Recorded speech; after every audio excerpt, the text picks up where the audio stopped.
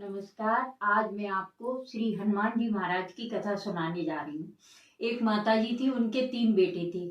माता जी का नियम था कि माता जी रोजाना सवा सेर का रोट बनाती, देसी घी का बढ़िया, और बना के हनुमान जी को भोग लगाती थी। और हनुमान जी की कृपा से उनके घर में खूब धन्य धान, खूब मतलब किसी बात की कमी नहीं थी। अब उनके बेटे की शादी हुई। बेटे की शादी हुई, बहू आई, उसने देखा कि ये तो माता जी रोजाना सवा सेर का रोट बनाती हैं, बढ़िया देसी घी का भोग लगाती हैं, बांट के आ जाती हैं। थोड़े दिन देखती रही। एक दिन बोली, माता जी आप इस तरह से करोगी तो कैसे काम चलेगा, महंगाई का जमाना है। आप एक काम करो, आप आधा कर दो।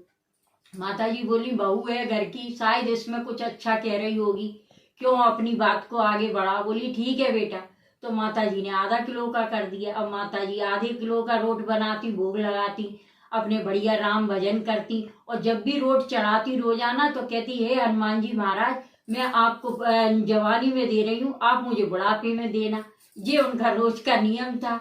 अब ऐसे करते करते काफी टाइम हो गया। थोड़े दिनों बाद, मतलब 2 4 6 महीने बाद, दूसरे बेटे की शादी हुई। वो बहू भी देख रही कि जो माता जी क्या कर रही हैं। तो बोली, क्यों दीदी, जो माता जी ऐसे घर लुटाएंगी, रोजाना आधा आधा किलो का रोट बनाती हैं, हनुमान जी को चढ़ाती हैं, ऐसे तो काम नहीं चलेगा। आपने इनको रोका नहीं। और ये, अरे छोटी, ये तो कुछ नहीं, अभी जो सवा सेर का चढ़ाती थी, बड़ी मुश्किल में मैंने आधा किलो का करवाया। कि अच्छा, चलो मैं बात करती हूँ। तो उसने माता जी से बात करी। माता जी देखो, महंगाई का जमाना है, आप ऐसे आधा आधा किलो का रोट शुद्ध घी का बनाओगी, हनुमान जी को चढ़ाओगी, ऐसे तो घर नहीं चल पाएगा।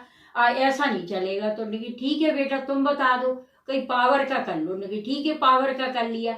अब भैया वो बेचारी माता जी 250 ग्राम का रोट बना है शुद्ध घी का, और कहा, हे हनुमान जी महाराज, मैं आपको दे रही हूँ जवानी में, आप देना मुझे बुढ़ापे में। अब दोनों बहुएं कहें, देखो हमने बुढ़िया को सुधार दिया। अब भैया तीसरे लड़के की शादी हुई। बहू आई। बहू ने देखा, बोली, क्यों दीदी, आप दो दो जन होके और इनको सुधार नहीं पाई। देखो कैसी घर की बर्बादी कर रही है इतने महंगाई के जमाने में, और जो इतना मोटा शुद्ध घी का रोट बना के भोग लगाती है हनुमान जी को, आप मना नहीं करती हो कि अरे छोटी, इनको तो कुछ तो दीदी ने सुधारा, कुछ हमने सुधारा, अब तू सुधार ले। कैसे सुधारा जाए, वो सुनती नहीं है। कहीं कुछ नहीं, इनको कमरे में बंद कर दो, 2 4 दिन रोटी नहीं दोगी, मरमरा जाएंगी, अक्कल सुधर जाएगी। ठीक है। अब भैया उनको लेके छोटी वाली बहू ने तो माता जी को बंद कर दिया कमरे में। अब बेचारी कमरे में बंद, लेकिन उनने अपनी भक्ति नहीं छोड़ी। रात दिन श्री राम जय राम, श्री राम जय राम का भजन करें। हनुमान जी ने 1 दिन देखा, 2 दिन देखा, बोले वो माता जी आती थी, वो नहीं आ रही है। और उनकी बात उनको याद रहती थी कि वो कहती थी, मैं दे रही हूँ जवानी में, तुम देना मुझे बुढ़ापे में। अब उनने कहा, चलो देखे क्यों नहीं आ रही। देखा उनने, सो और ये एक खिड़की खुली थी उनके कमरे की, तो देखा तो बेचारी भूखी प्यासी तखत पे व्याकुल डली थी। सो उनने बानर का रूप रखा और बढ़िया रोट उनको दिया चूरमे का। सो उनने तो खाया और राम भजन करें। अब उनने, हनुमान जी ने रोज का नियम बना लिया, रोज बढ़िया चूरमा लाए खूब, और लाके बूढ़ी माई को दे, बूढ़ी माई खाए और अपने बढ़िया भजन करें, रात दिन भजन करें श्री राम जय राम। उनका तो बढ़िया हो गई बूढ़ी माई। अब बहुएं बोली कि 4 5 दिन हो गए, अब तो बुढ़िया मरमरा गई होगी, देखे तो खोल के। देखा तो बुढ़िया तो लाल तरबूज सी धरी, बिल्कुल चकाचक लाल। और भगवान की भक्ति के कारण वो तो ऐसी हो रही कि बिल्कुल उन्हें कोई अंतर नहीं। और लगी श्री राम जय राम करने। हिलाया बहुओं ने कि माता जी, आप ये बताओ, अभी तक जिंदा कैसे हो? आपको ना हम खाना दे रहे, ना कुछ दे रहे, आप जिंदा कैसे हो?